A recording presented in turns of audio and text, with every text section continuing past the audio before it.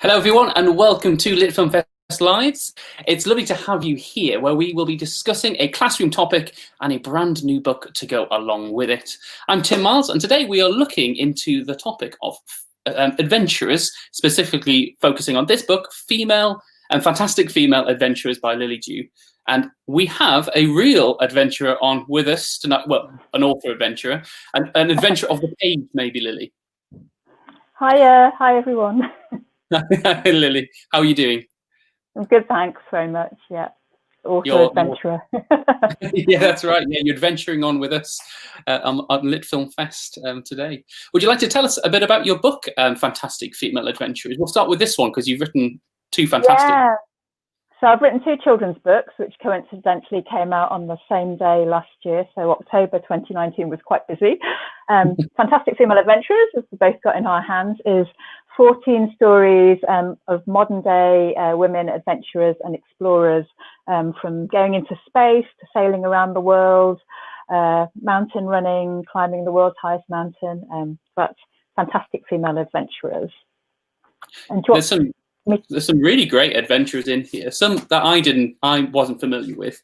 Were there any that you think people wouldn't know much about that you think people would? Because obviously Ellen MacArthur, we were just talking about Ellen MacArthur, weren't we, before? Yeah. And she's a well-known one. But is there any ones that you think would be interesting to learn about in the classroom? Well, I don't know if everybody in the classroom knows that Britain's first astronaut is actually a woman called Helen Sharman. Did you know that? I didn't know that. For example, no. So a lot of people think it's Tim Peake, I think. Yeah, he's the big British one, isn't he? Yeah. Yeah. So Britain's first astronaut is Helen Sharman, who was a schoolgirl in Sheffield who grew up to study chemistry and then worked for the Mars company, and then heard an advert saying astronaut wanted, no experience needed, and she applied. And they were looking for teamwork. Someone to do science experiments or an engineer, and out of 13,000 people, she got it. Other good ones, ordinary women doing extraordinary things. Anne Daniels, who was a mother of triplets when she applied to join a team skiing to the North Pole and relay, and then she came back. She loved it so much, she actually got a job and she became Britain's first North Pole guide. So, and in that story, you kind of you hear about like the impact on the Arctic, about climate change, etc., etc. Who else is a good one? Karen Dark, a Paralympian in Scotland who had a climbing accident at the age of 20, unfortunately, and became paralysed. But it hasn't stopped her, hand biking all around the world, and actually undertaking some quite incredible journeys. And the story I've included in the book is about her hand biking through the Himalaya, but she's done some incredible things. So lots of different stories. Or is pedaling with your hands rather than your feet? Is that? Oh, sorry, hand biking. Yeah, it's actually using your hands to power yourself. That's amazing. Yeah, so the pedals go up like that, and she actually went on to win gold medal in the Rio Olympic Games. So she's quite a remarkable athlete. Yeah, and that's an interesting person to show in the classroom, isn't it? Not someone who's just an adventurer, but someone who is a female adventurer, someone who might not be expected by society to go off on adventures and explore, but then also times that by actually having a disability and having an outcome like that of actually biking over the Himalayas is a real inspiration to any child in the classroom, isn't it? To see people overcoming that for real achievement. So I have to say thank you to Shrine Bell Publishing as well. You've offered a couple of copies for tonight's show as well. So if you do want to be in with a chance of getting one of these beautiful editions of Lily Dyu's book in your classroom, please give us a like, share the video, or give us a comment below. Tell us how you use explorers, the explorer topic in your classroom. And we will be talking and answering some questions live on the show tonight as well. Also, last week, just to announce, the winner of the Max the Detective collection, which is a wonderful mishmash. I'm not sure if you know about Lily, but it's a wonderful mishmash of genres about a detective cat who stalks the Royal Albert Hall at night by Sarah Todd Taylor. We've got Teach, Read and Drink Tea on Instagram. Well done. You have won the collection from last week's giveaway, which is great. So, Lily, how did you choose to become an author, and why did you choose non-fiction particularly? You write it in a really interesting narrative way, which is really easy to digest, but why did you choose to write it around subject matter? Yeah, so I guess you'd probably say, rather than straight classroom non-fiction, my genre's, you could call it creative non-fiction, which is using fiction writing techniques to bring to life a real story. So that's probably my genre. So my 2 books that I've written are narrative non-fiction, telling other people's stories. So how did I become an author? It's been quite a long kind of crooked journey to becoming an author, from being a child in the classroom at the age of like 8 years old who really liked writing stories and poems and entering competitions and illustrating my own little books, and telling everybody I wanted to be a children's author when I grew up, to actually where I am now. Because in my teens, I went off on another path. I actually became quite obsessed with astronomy, and my interest in astronomy and science led me to do a physics degree in the end. And then after that, I ended up having nearly a 20-year tech career, but I never lost my love of writing and reading. And whilst I was working in tech, I undertook some distance learning writing courses. I did a course in freelance article writing and journalism. I did a course in poetry, and I did a course in memoir and life writing as well. And I started this kind of side hustle in writing for magazines and journals, because I also, in my 20s, to everyone's surprise, became quite outdoorsy and quite sporty. And I guess I started writing a lot of kind of travel, kind of adventure pieces related to things that I'd done.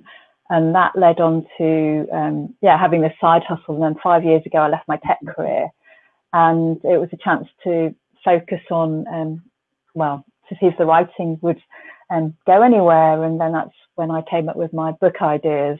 So that's been great, and finally fulfilling my dream to become a children's writer after all this time. And why, you asked the question, why non-fiction?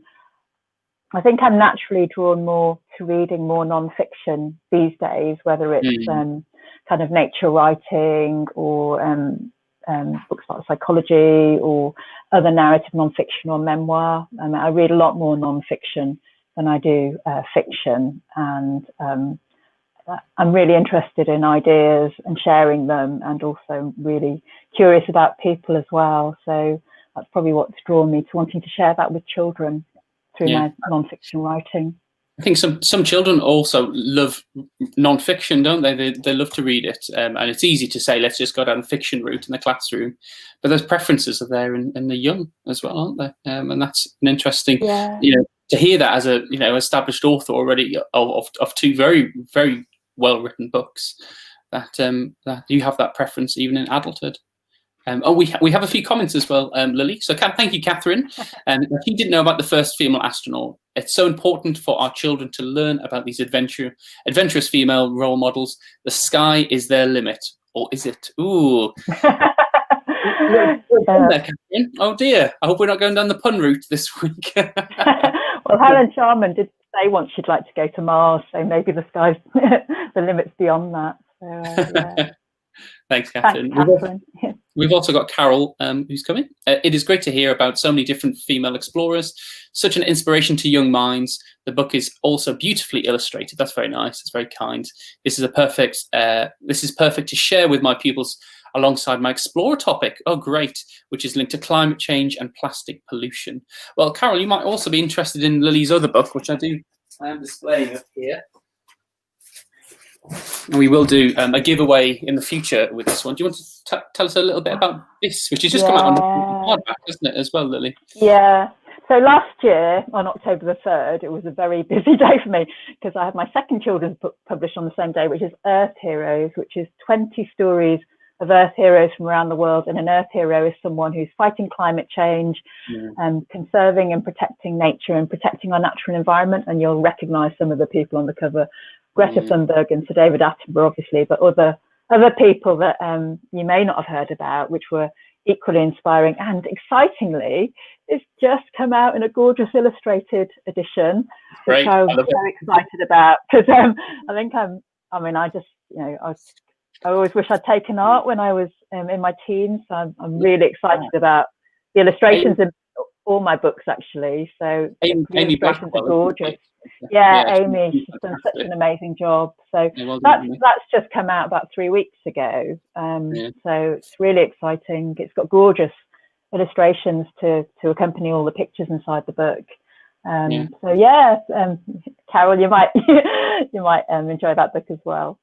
Two books, Carol, for your topic. That's it. No planning needed. You just got Lily's books needed. And they come from my own interest, which is the outdoors and my love of nature. So that's at the heart of all my writing, really. You can probably tell from the books that I've written. And it's important to feed that in, isn't it, into your own writing? You write from experience, don't you? And so that should always be the heart of what you write. So why do you think it's important for children to learn about these female explorers, Lily? Why is this? I think your last, I think it was Carol there who commented, or had the same point. 2 reasons I think it's important for boys and girls to read about these female explorers. When I came up with the idea for the book, it was about 3 years ago.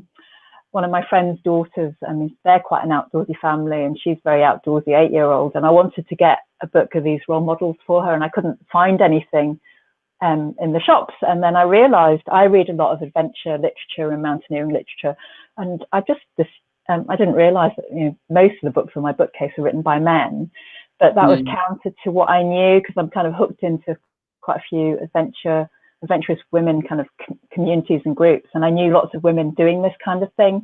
So I wanted to tell some of their stories. So it was really hard to narrow it down to 14 stories. But the reasons I think it's important for all children to learn about female explorers is, one, that I want boys and girls to see that there's nothing out of bounds for girls. They can grow up to do whatever they want. They can aim high and dream big. You've got stories in there of role models of girls growing up to be scientists who then go on to go up into space because of their scientific and engineering training, or another woman, who else is in the book, Beth French. Well, I'll talk about her later when we talk about her stories. But ordinary women doing extraordinary things. So I want all children to see these role models, because of that old saying, if you can't be it, you can't see it. If you can't see it, you can't be it. And so it's important for those role models to be there. And the second reason I want them to all see these stories is because of what connects these women is that ordinary women doing extraordinary things, but the attitude that they have is the thing that differentiates them. And it's an attitude of just trying and giving something a shot, even if you don't know if you're going to succeed. And it's that risk-taking attitude that helps them achieve their adventure. And I think it's important for all children to understand that failure is not something to be afraid of. It's a really important part of learning. I think all the teachers will know that acronym, FAIL, first attempt in learning. And I want all children to take those lessons away from the stories and not necessarily become adventurers themselves and go to the Arctic or go to the Amazon, but to realize that they can apply that risk-taking attitude to everything in their life, whether it's being afraid of standing on a stage or mastering something they're finding tricky at school or getting good at a sport. It's just that kind of attitude to giving something a try, regardless of the outcome, and then picking yourself up and trying again. It's all part of the learning. And I think that helps develop resilience in children and help them adopt that growth mindset that's so important for confidence building. So that's the second reason I want all children to look at these stories. Interesting, you say that you wouldn't want some children to go to the Arctic Circle, but we've all got a child in our class we would happily send off to the Arctic. There you go. Pack your bags, open up your laptop, we'll do some remote learning. We've had Steph just leave a lovely comment. Thank you, Steph. Stephanie, great to see such an interesting fusion of real life stories and inspiring role models, but told through a narrative style. It is an interesting fusion. Think this would really appeal to my class. They love it when you tell a story and they discover it really happened. Oh, that's so true. Yeah, like a good Netflix Netflix series. You go, did this really happen in real life? The Queen's Gambit at the minute, I'm loving that, and I Google that straight away. Is it real? So it's nice that your books are real. Also, Catherine says, I think a lot of children do prefer nonfiction. I'm looking forward to sharing this interview with them and the book. Oh, that's lovely. It's good to see that you use this as inspiration, which is why we do these interviews. So thanks, Catherine. Carol also gets back on the back of her comment. She said, that looks great. We have a huge project in March as we are planting a small woodland of over 400 trees in school. Tree planting, yay! Every child in the school. That's amazing, isn't it? Wow, what a project, Carol. Fantastic. Looking forward to seeing how that goes. Lovely. Right. Great, tree planting. Yeah. There's nothing better you can do, really, is there, than do that. What is it about explorers do you think that people do find interesting? What is it that grabs people's attention?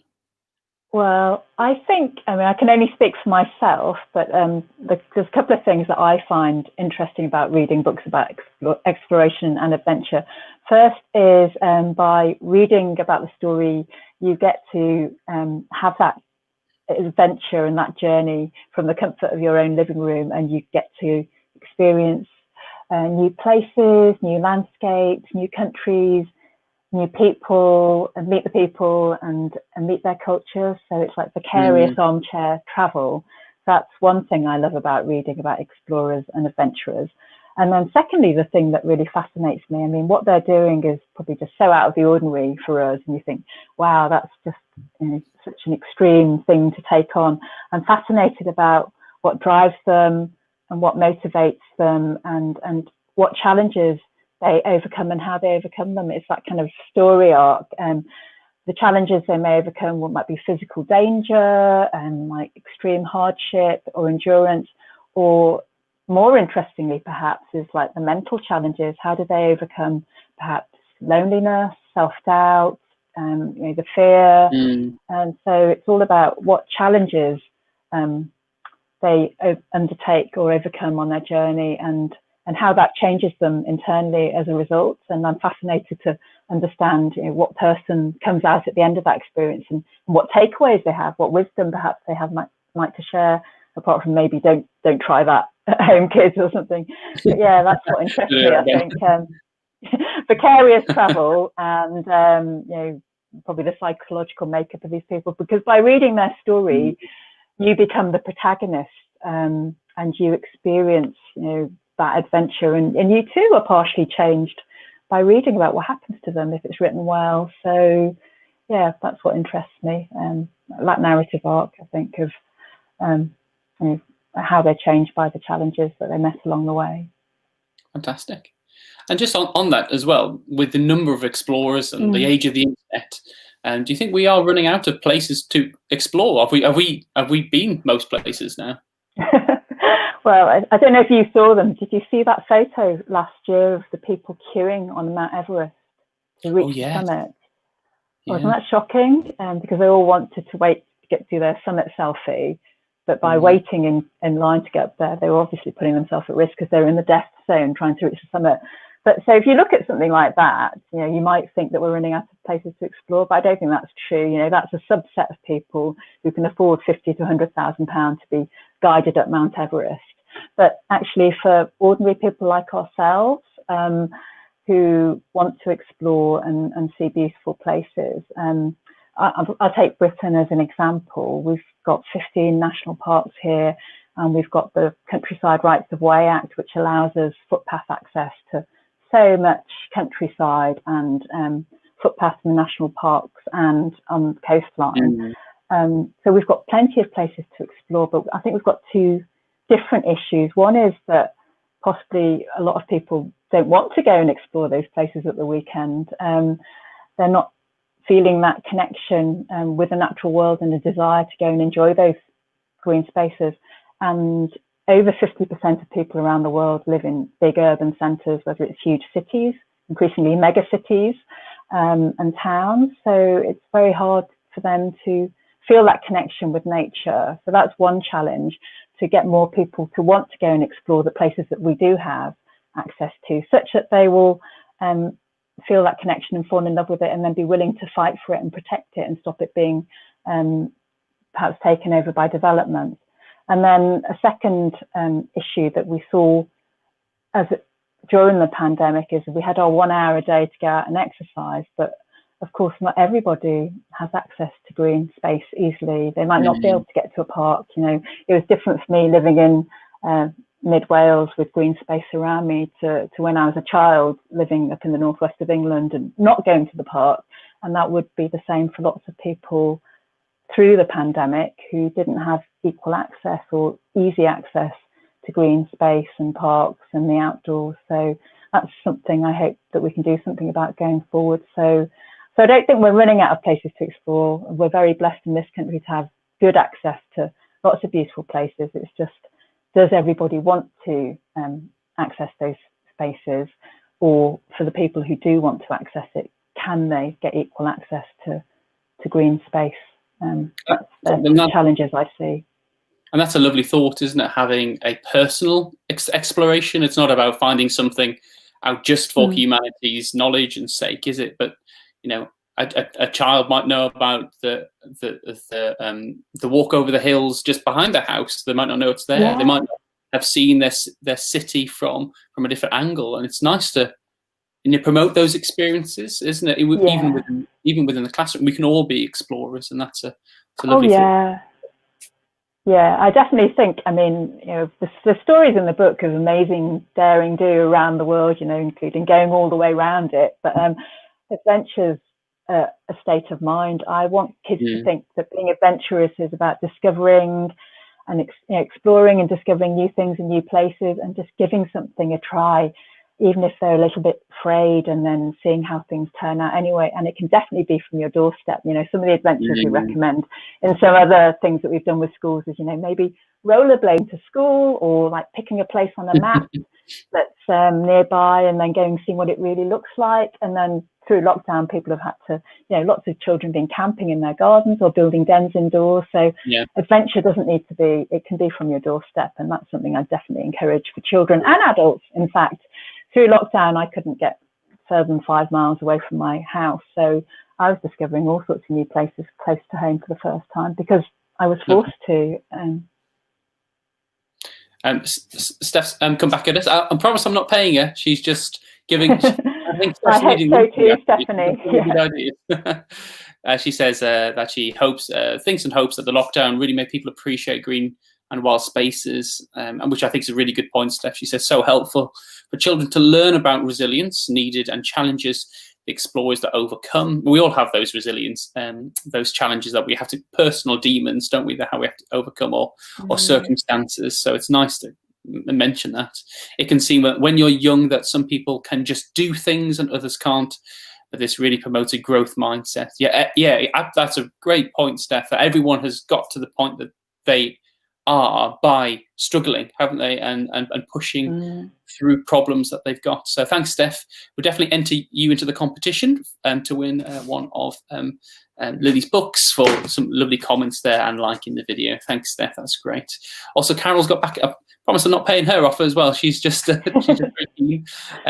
she says girls love climbing walls, zip wiring, etc., and many other outdoors activities outside of school, so they can relate to the real life explorers. That's a lovely. Yeah.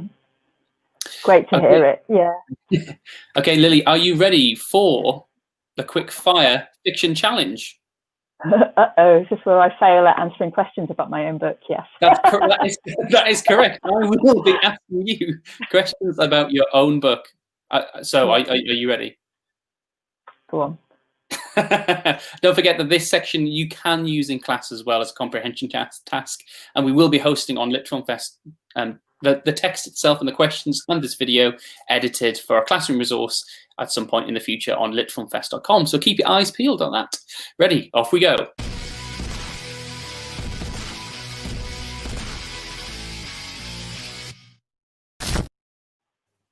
Okay, so to start us off, we're going to listen to an extract of one of your chapters, Lily. Would you like to give us a little introduction and then, but everyone pay attention because it's important to listen to every word in this.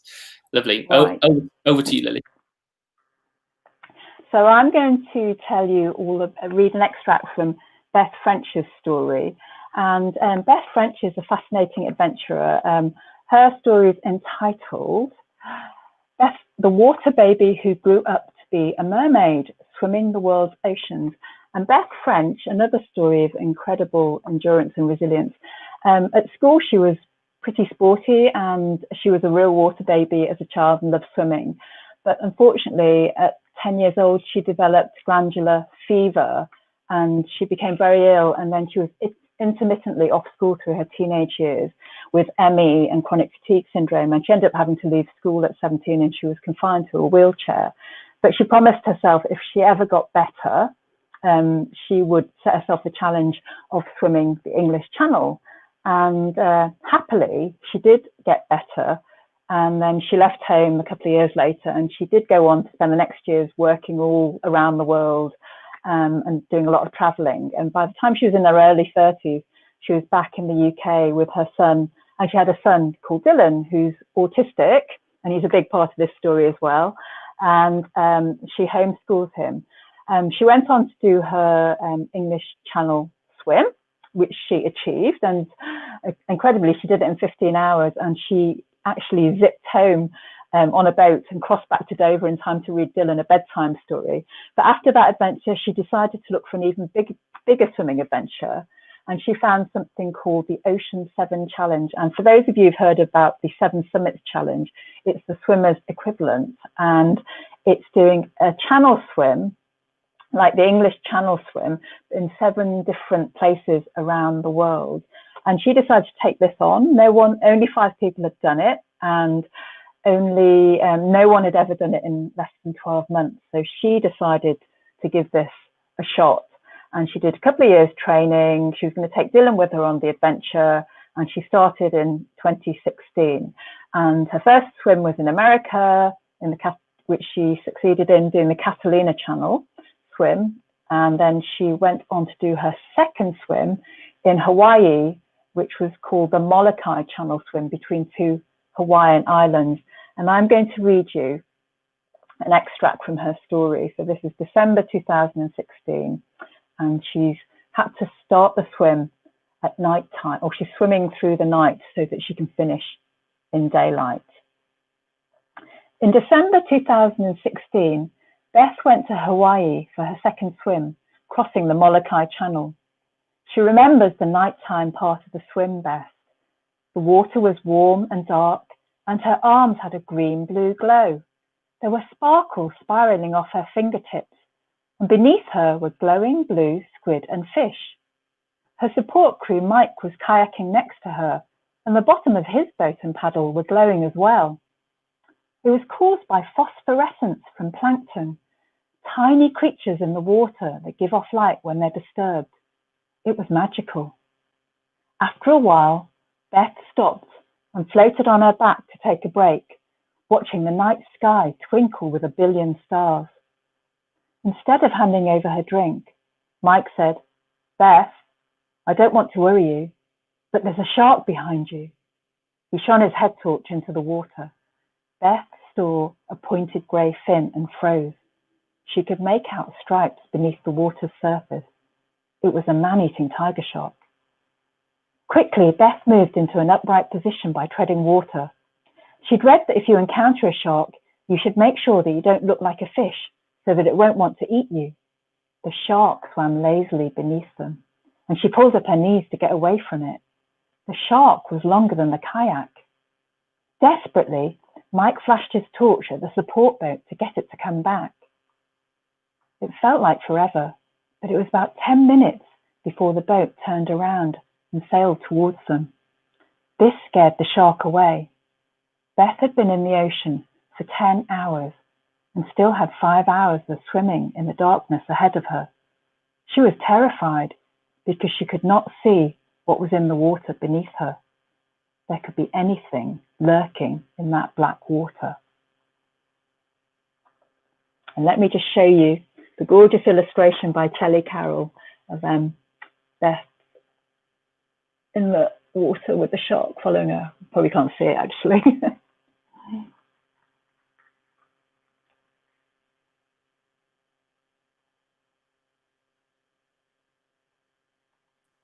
Great, thanks, Lily. Yeah, that is a very interesting piece. Gives me the shivers a little bit. So your first question from the chapter heading, which is a great chapter heading, Beth French, the water baby who grew up to be a mermaid. What do you want the audience to think about? I wanted that vision of, well, there's two quite evocative images of the water baby and a mermaid who, someone's having adventures, spending so much time, they're almost effectively living in the water. And that's what Beth's adventures were. She'd often spend up to 24 hours swimming. Great. So a real mermaid. Yeah, no, a real mermaid, yes, truly. Yeah. Can you describe Beth French's? Oh, that's hard to say. Can you describe Beth French's adventures in a few sentences? So Beth French was a little girl who became very poorly and suffered from glandular fever, ME, and chronic fatigue syndrome. But she overcame that to go on to swim the English Channel, and then took on an even bigger swimming challenge, swimming in oceans all around the world. And to inspire a son as well, isn't it? That's a really important point of hers. Yeah, lots of interesting parts of her adventures. How do you mix speech and narrative when writing?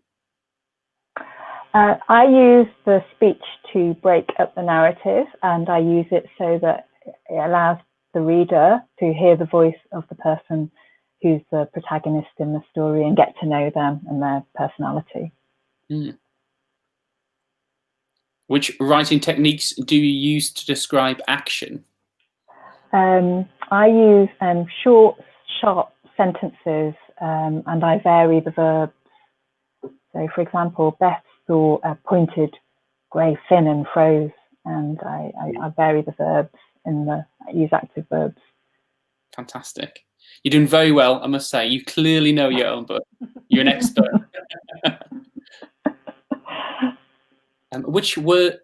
Which words show how Beth was feeling? So in that extract, words like froze and terrified and lurking give that sense of ominous fear of what's in the water. Yeah, it's like the unknown, isn't it? Not knowing what's there. That word lurking was my favourite word probably in the passage. I loved it because it just describes so much, doesn't it, about what's underneath you. It's a horrible feeling. Yeah. What was Beth told to do if she ever met a shark? So Beth had been told that if she ever meets a shark, she should make sure she doesn't look like a fish so that it won't want to eat her. So she put herself upright from sideways on by treading water. Great. I don't often have the problem of looking like a fish. It's not, not an everyday issue I have. Yeah, I flail. I definitely don't look like a fish in the water. Well, thank you so much, Lily. You get full marks for that. You do know your own wonderful book. And please do look out for this in the shops and also on their own website as well, which I'll just get for you now, which is Shrine Bell, isn't it? They're great publishers. They've got lots of interesting books on there. There we go. So you can see, I always prefer buying books from the publishers themselves, just because it supports the author. Well, it's $12.99. That's a good buy, isn't it? So that is well worth a look. And also, we must say thank you to them as well for giving away a few copies tonight. 2 copies going to 2 lucky winners who have liked the video or commented or shared it. Maybe tell us about how you use adventurers in your school topics in the classroom. We'd love to know and celebrate that. But also you do have Earth Heroes as well. I'm very lucky. I've got the hardcover copy, which is you can find on Nosy Crow's website, which I'll get up now as well, which is well worth a look. You can buy that in hardcover or softer, can't you, actually, or the smaller cover there. Yeah, they're both hardbacks, but yeah, one's got black and white illustrations and then the other one's got colour illustrations. Yeah, and this is quite big as well. It's about A4, isn't it? So quite a big book. Yeah, quite a big book, yeah. Well worth looking at, so please do check those out. And yeah, we'll be having 2 lucky winners who will be announced next week. Please do like, share and comment below to be in with a chance of winning that, and we will announce the winners next week on Wednesday. UK and Ireland entries only, please. And that's it. Thank you so much for joining us. We will be editing this video up and actually hosting it on litfilmfest.com at the future, where you can find a real plethora, Lily, of resources to take into the classroom. We've got our quick fire right challenges, which are quite extensive, and you can see we've just recently, actually, as you live in Wales, we've actually released some Welsh resources, Welsh language resources, which are very exciting on a variety of topic. But for all the bilingual people and the monolingual people, I'll just show you some of the key stage 2 ones in English, so no one feels left out. So we've got lots of free projects on so many different interesting areas. Outstanding Beauty might link very well with yours, actually. These are free projects that you can just view online with a little question to start with, a video to get you going. There it is. And some questions and activities to extend your children. So perfect, really, for remote learning, or if there is any classes or bubbles that have to go home for 2 weeks. You know, LitFilmFest are there, and we're producing hundreds of resources for you to use for free at home. So please do check them out. We'd love to see you using them. And why don't you send in some writing? We're going to actually start publishing children's writing underneath the resources themselves to make your children feel like stars, which really help everyone else to see great examples of text written by 8-year-olds and 9-year-olds and 10-year-olds, so you can inspire the next generation of authors. Thank you so much, Lily, for joining us. I hope your lockdown goes okay. Wales has started to come out now, hasn't it? Yeah, we left lockdown on Monday, so hopefully we'll stay out of it for a bit longer. We're the thing. Yeah, and just on that note, I hope all of you stay well, stay safe, and we'll get through this pandemic together. Great news about the vaccine, hopefully coming out soon, and that's a sign of hope and relief, isn't it, for the first time, for a really stressful time everywhere. Education has been quite badly hit by it, so it's hope you're all doing okay out there, and if there's anything we can do, please do let us know. We'll be happy to support you where we can. Okay, take care. Lovely to see you, Lily. Thanks for having me, and thanks for tuning in. Yeah, we'll see you again next time. Bye. Bye.